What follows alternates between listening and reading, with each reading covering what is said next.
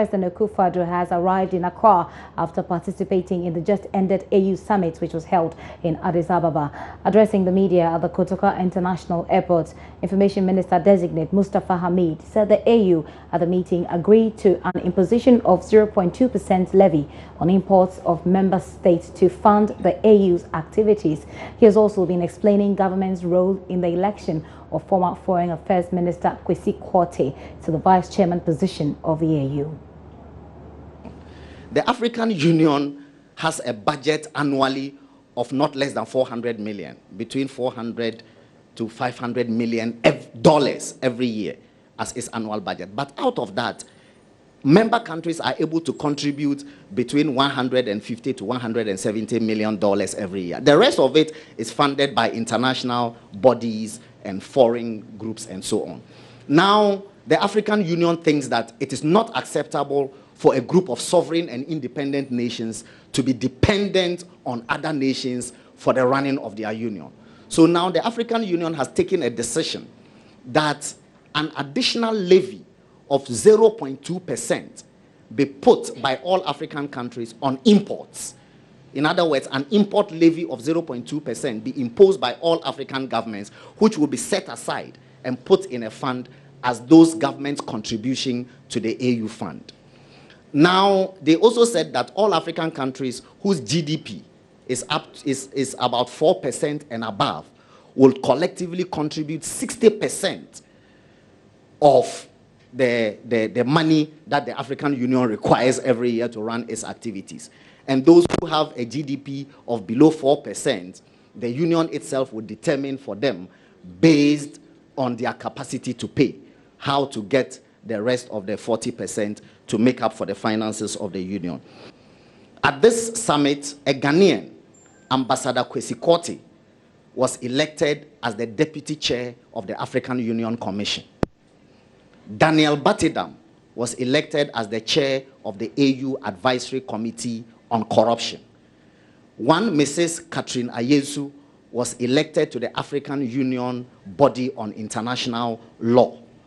A scientist by name Professor Dakori was given an award that is called the Kwame Nkrumah Award for Scientific Achievement. He shared it jointly with an Egyptian professor, and they got $100,000 each for their efforts in science development and so on.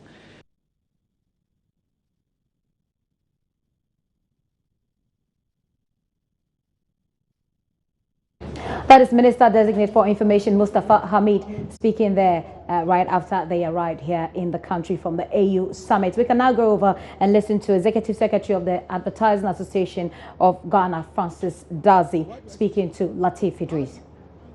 With a consultant that you give him 40% of your revenue. Young man, that the man you are collecting monies already, you bring a consultant and tell him that the 100% that through the AAG and assembly themselves were collecting, bring the same revenue to me. Was he bringing the same revenue?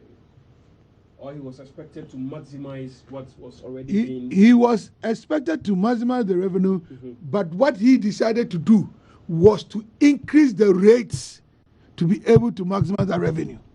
And that is why we're... Not to widen the nets. But to maximize with the same people. And so that is where our issue started. Okay. That is why we want to this thing. And it's been ongoing, and it's been free for all, and that has been what it is. So the issue is revenue. Now, coming back to the issue. So after we put this document together, we wrote letters, put up notices, indicating that we're going to go out into town, National Road Safety,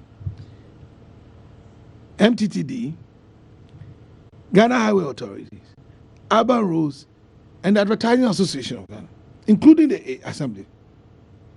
But they have lost interest in the process because at the end of the period, they get revenue out of it, and we're going to streamline. So we had tagged billboards that were supposed to be removed. Okay. We put in place notices on the media and other things, schedules, announcements, and everything we did. And what happened? This happened. Yeah, so you can tell us.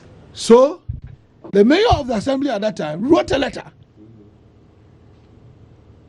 against the efforts that was being put in place to streamline this thing, because he says that it was their responsibility and they were going to do it, and so we should stop doing that. This was in 2015. There you are. And so nothing happened. So everybody going to sleep. So a letter was written to the minister in January 2016 asking him to convene a meeting to address